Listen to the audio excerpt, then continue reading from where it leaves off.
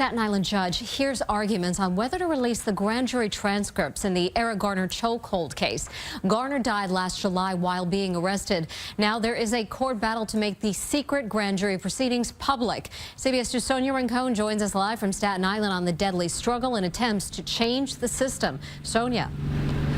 Well, there are 5 different parties inside the courtroom right now, including the City Public Advocate's Office and the New York Civil Liberties Union, all making the case for why those grand jury proceedings should be made public.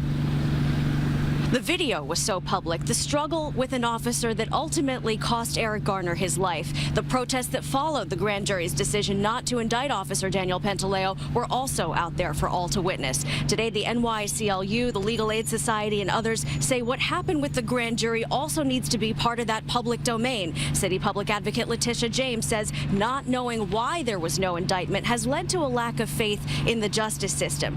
But keeping the faith in the system is exactly why prosecutors argue the records should be kept secret.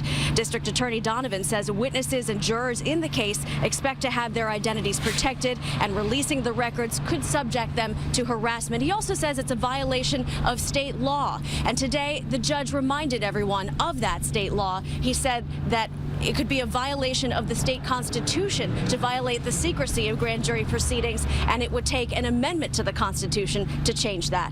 Live on Staten Island, Sonia Rincon, CBS 2 News.